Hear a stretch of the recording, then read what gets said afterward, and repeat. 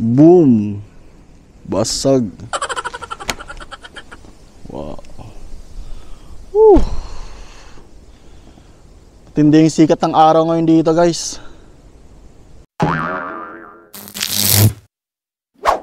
Good morning kabayan at saka good evening sa inyo dyan sa Pilipinas. So ngayon guys, matirik na matirik yung araw dito sa amin ngayon. At saka medyo malakas yung hangin dito.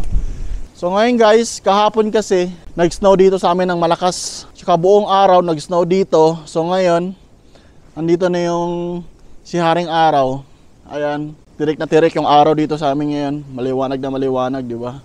Sobrang ganda ng panahon guys. So ngayon guys is magpapala tayo ng mga snow. Tingnan nyo guys kung gaano kakapal yung snow dito. Ayan o, isang araw lang yan ha. Pero ganyan nakakapal ka agad. So ito yung sasakyan natin. Kasi mamaya lalabas kami. Grocery kami mamaya. So kailangan kong ipapala itong mga snow. Ipapagilid natin yan. Ito, nakaabot na dito sa ano namin. Sa may pintuan na namin nakaabot na. So kailangan ko papalahin yan. Sobrang ginaw. So ayun, nahulog pala yung ano ko. Nahulog pala itong gloves ko guys. So ngayon guys, magsha-shovel tayo dahil sobrang kapal na itong snow dito sa amin ngayon. Kasi kahapon kasi nag-umulan ng snow dito ng buong araw talaga hanggang gabi. Kaya ganito na, tumambad na yung snow dito sa amin ngayon na sobrang kapal. At saka hindi ako makakaalis kasi yung sasakyan namin nandito, nakagarahe. Then mamaya kasi mag-grocery kami. Then kailangan natin palahin itong snow dito sa daan natin. So papalahin na natin yung dito guys.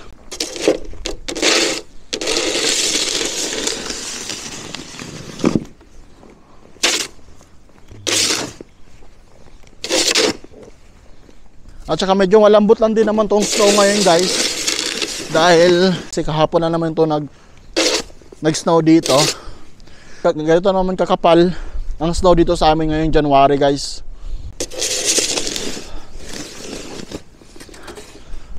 Habang malambot pa siya guys, malambot pa yung snow, papalahin na natin.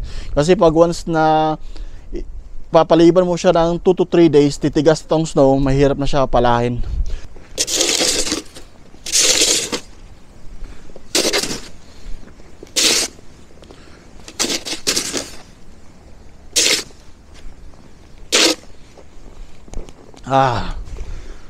Sobrang kapal.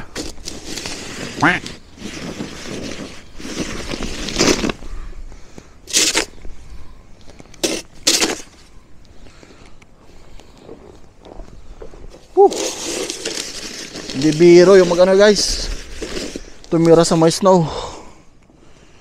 Sobrang ginaw.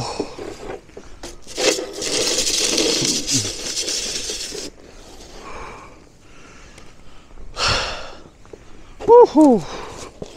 Sobrang ginaw.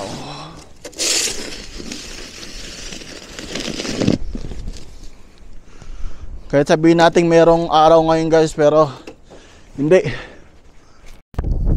Hello guys, so nakalimutan ko pala dito mag mic. Dahil yung mic ko pala dito is nalobat na. So hindi talaga tayo maririnig dahil medyo malayo tayo sa camera itong time na ito.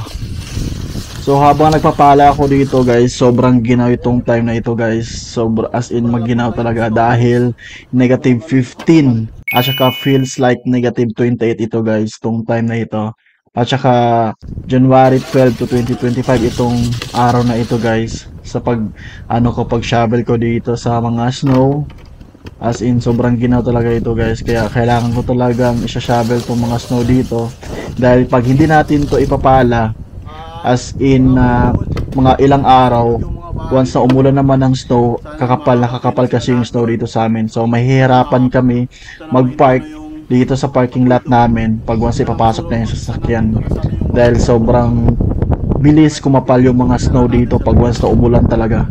Kasi pag once na umulan dito ang snow guys, buong araw talaga yan umuulan ng snow. Ganyan katindi dito. At saka itong time na ito, akala ko naman kasi hindi, as in malamig talaga dahil tirik na tirik yung araw dito. Pero hindi pala, it's a scam pala. scam masyado yung weather dito guys sa amin. Dahil sobrang ginaw dito. Kahit sabihin natin na yung nagpapakita si Haring Araw, tirik na tirik yung si araw na yan. Pero sobrang ginaw pa rin talaga. At saka nagpapaginaw kasi dito sa amin yung yung hangin kasi guys. Yan, sobrang ginaw yung hangin dito. Kaya nagiging feels like -28 dahil sa hangin yan siya. Kaya ganyan katinding lamig. Nakikita habang nagpapala ako, merong talaga. Malakas talaga yung hangin. Makikita mo yung parang nililipad yung snow.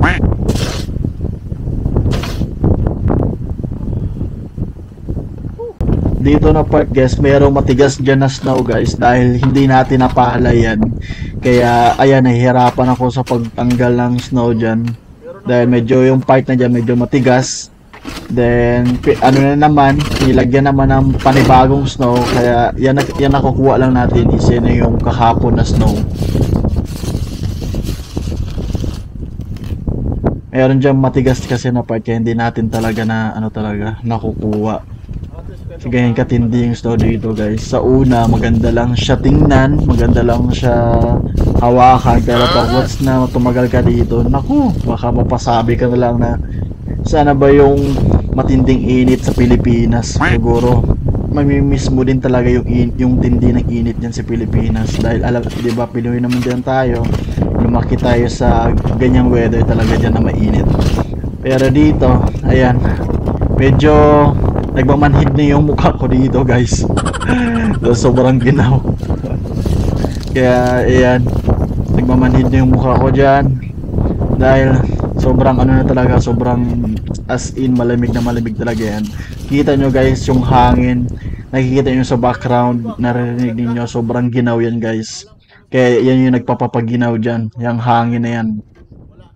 At saka, kung dito na lugar guys, kailangan mong ka talaga, naka-jacket, winter jacket ka, naka-gloves ka na makapal, at saka naka-bonnet ka kasi yung masakit sa tenga pag once hindi ka naka-bonnet.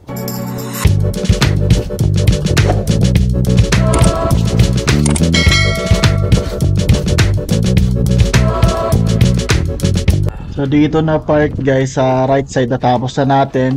Kaya malapit naman sa may parking lot natin, dyan na naman yung pinala natin para tatanggalin natin yung mga snow dyan.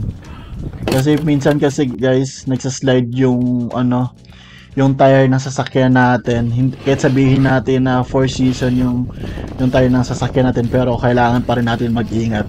Dahil kasi yung mga snow na yan, pag once na natamaan ni Haring Araw yan, yung sikat ng araw, titigas kasi kaagad yan siya. Kaya kailangan natin magpala kaagad yan.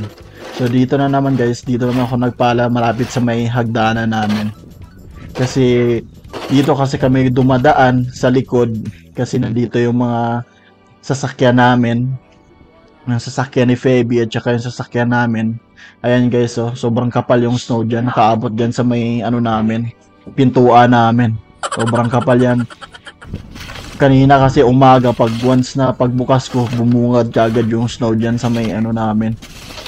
Ko rin alam na gano'n nakakapal talaga yung snow, kaya pagtingin ko, then nagdali-dali na lang din ako na ipapala ito kasi baka bukas or sa next na naman araw mag-uulan naman ng snow dito, mahirap na kasi pag once na medyo makapal yung snow guys, medyo mabigat na yung snow na sa pagpapala mo.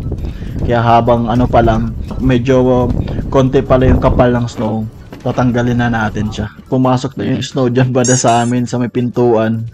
Kaya yan, tinanggal ko na siya. Ayan, nakukuha na natin yung mga snow sa mga hagdanan guys.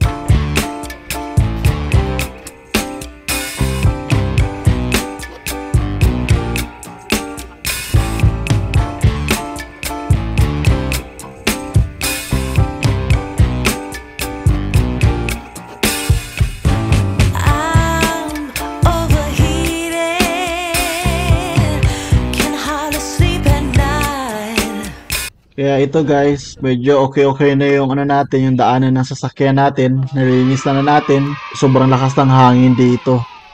Dito ka sa snow na lugar guys, kailangan mo talaga mag-bonnet, especially mag-gloves dahil sobrang masakit sa kamay yung lamig pag once hindi ka naka-gloves. Kaya kailangan mo ng gloves na makapal, lalo na sa atin mga Pinoy na hindi tayo nasasanay sa lamig talaga, dahil alam natin yan sa Pilipinas is mainit.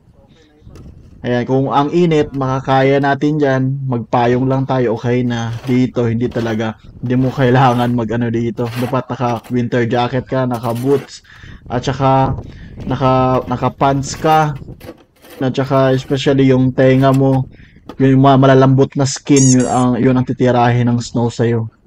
As in, parang nagmamanhid yung mga ano mo, yung mga tenga mo, at saka yung kamay mo, yan, manghihina ka talaga sa kamay mo guys pag once hindi ka mag-ano dito, mag-gloves. Kaya sobrang sakit talaga sa kamay.